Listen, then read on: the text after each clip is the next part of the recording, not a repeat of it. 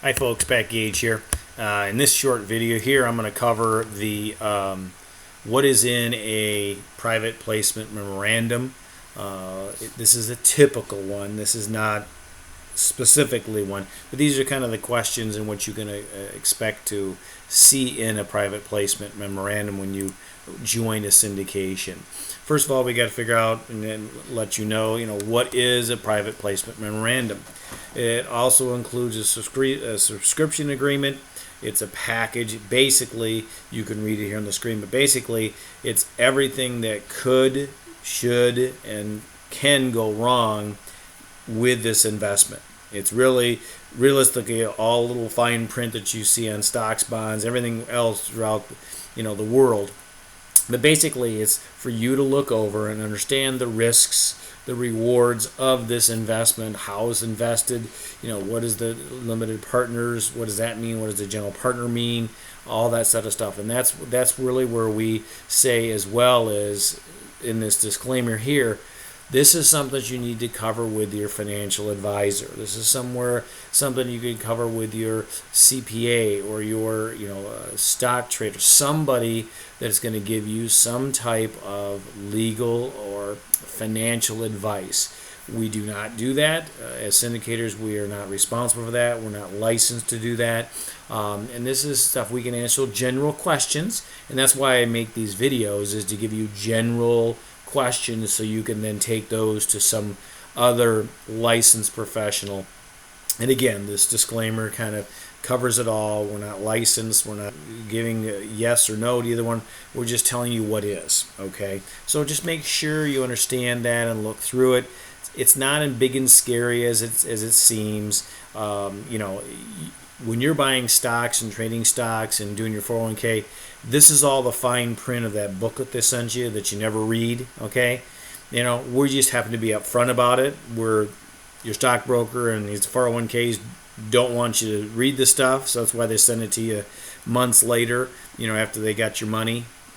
I'm not trying to bash anybody, but I mean, that's what it is.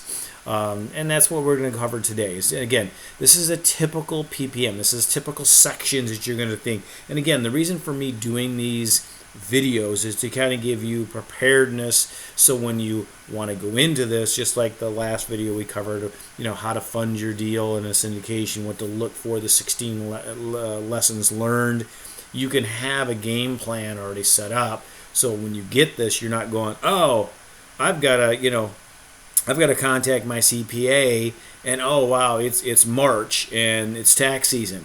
Well, you're probably not going to get in to see him unless your partner is your CPA, right? I mean, it's planning, and we want to do is, as well as take the stress out of things. These are things and steps that you need to do. We're trying to tell you what to do, right? Number one is how to subscribe for this offering. That's typically what the first section is how to subscribe. Here's the details. And again, I'm just giving you typical, all right? The detail below each one of these differs per syndicator, okay? Number two is admission to the company, representatives, warranties, basically what's going on with the company. What are we trying to do? What is this offering? What is it entailing? What are some of the risks a little bit? And again, each one of these is going to be a little different, but I wanted to get you a head start on what you can see. Offeree questionnaire.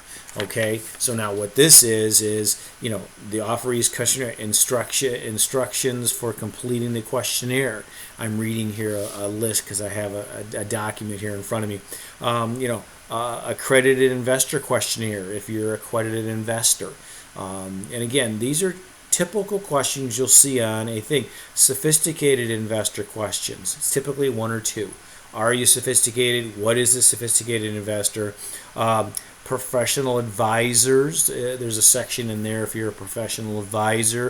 If you're doing this for your client, you would fill out that section. Again, there's very little personal information, there's no social security numbers, there's no any of that stuff, so don't worry about that. It's just making you aware of, okay, if you're declaring that you're a sophisticated investor, write down some stuff, right?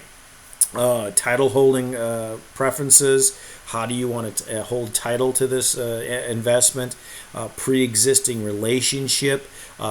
Typically, we do a 506B, which we don't advertise, which is for friends and family. So you have to have a pre-existing relationship with one of the GPs, and that's why I do the videos. That's why I try to get out there and get people to see me, so we can ask and get a relationship going before we have an offering. And that's the relationship, and then signature and investor information. Okay, and that's in that offeree questionnaire kind of part of the PPM. Signature of subscriber, are you signing as an individual? Are you signing as in a corporation? Are you signing as a self-directed IRA and all that stuff? In each one of these, you'll sign a little different way. If you're being an LLC, you'll put your name, comma, as agent, as member, or however your financial or CPA instructs you to sign. Okay, I'm just giving you examples. I'm not telling you what to do. I'm just showing you and telling you how we've done it, okay? Bad actor questions in there as well. Hey, have you been convicted from the SEC of a felony? Have you been barred by this financial organization, this, that? No big deal. 99.99% of people are going to say no. But again, they have to ask these questions, right? And it's no big deal, right? And then the company property waiver, basically that's a waiver that is what's going on with the company. Basically that's their liability to say, hey, listen, you're investing on your own free will. You've talked to somebody. You've got help. And again, that's why we use the disclaimer up front. Make sure that you understand what you're getting into, because we cannot advise you. We're not advisors. We're not licensed anything. So that's why we tell you to talk to a professional.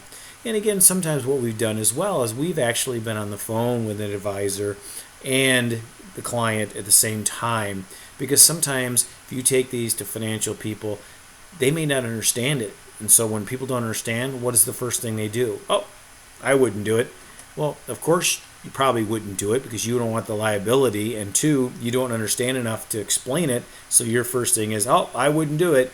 Well, that's why you're possibly a CPA, and that's what you do. But again, call us up if we can be on the phone with somebody and walk you through questions that you have. We have no problem doing that. Then we also have a notary acknowledgement part there. Again, if you're signing on a part of an entity or an IRA or something like that needs that. And again, these are typical sections. You don't have to fill out each one of these sections. These are just typical sections in there. About the LLC that is the general partner. Again, kind of explaining what's going on, who the GC or general partner is, GP. What is their risk in this? What are they putting into the deal?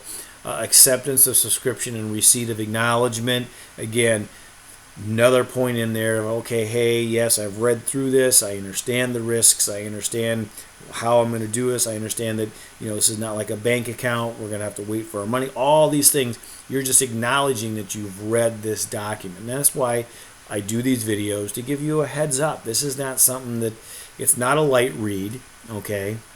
It's something not to take, oh yeah, just sign it and put it off. You need to understand it. Because if something does go wrong, what are your remedies? You need to understand. And when people ask you, hey, that sounds great, what happens if this happens? What happens if they run out of money? What happens if something that you need to know these things? And in the document typically spells out a lot of those things in there. So now, how is this typically done? How do you typically complete this? Well, typically, most investors have a portal, okay, an investor portal or software we use to intake this information. Now, most software is very intuitive. You have to sign up, and again, check out my other videos on what a syndication is and how to involve yourself in a syndication. And there's different processes. So when we have the webinar explaining about the investment and we tell you, hey, go to this link and give us a soft commit, that's where the portal software takes over, okay? So you'll download this paperwork once you soft commit, and this paperwork comes in the form of a PDF, or a lot of times you can do it right online. My suggestion to you is if it's your first time, download the paperwork, okay, before you do it online. Go through it with your partner, your spouse, your financial advisor, line by line, make sure you have the right answers, fill them in on the PDF, and then go back in the investor portal and fill it online, okay? Because some softwares do time out, and you'd hate to have a question that you can't, print out. Print it out first, let it do it. And most software doesn't. Again, most of the software is intuitive to be able to do that. Well, listen, I hope that I've given you some kind of value here, and I hope that, what are the next steps for you? What do you need to do, right? Well, typically you submit the completed PPM back into, or you do it online, and once that happens, all right, and you answer all the questions, and then the LP or the GPs look it over and accept it, right? Make sure that all the lines are filled in, and any questions they have will get back. You'll get accepted. Then what they'll do is typically send you back wiring instructions. And again, all this stuff is done online. So please, again, watch my other video of 16 lessons learned about investing your funds in a syndication and get more details there. All this stuff is done online. So wiring the money. So once you agree and accept the subscription agreement, then they'll send you wiring instructions to their account where you're going to wire your monies in to them to begin your investment. Okay, so again, make sure, look at the 16 lessons learned, some things on there that we learned over the years of doing this. So, this is all done through the investor portal. Okay, again, everything is done electronically. And it doesn't mean that we can't get on the phone with you and do screen share or talk with you. This is just a quicker way to do this, because we may be dealing with somebody here in Michigan, we may be dealing with somebody in California, we may be dealing with somebody in Idaho. It's just a quicker, faster way to do it. Okay. All right. So the next thing, folks, is I hope you enjoyed this short video. This was a little bit shorter than most, but the next steps for you, if this interests to you, if you want to get started in investing, set up a 30-minute call with me, okay? And the link is above here and also in the description of this video. Set up your first step in doing this and getting invited to these webinars is to have a 30-minute call so we can be on the call together and see if this is the type of investment that's right for you, if this is something that you want to get into, or if you ever just questions. Please set up something on my calendar and let's get talking. Okay? Thank you much, folks. I appreciate it.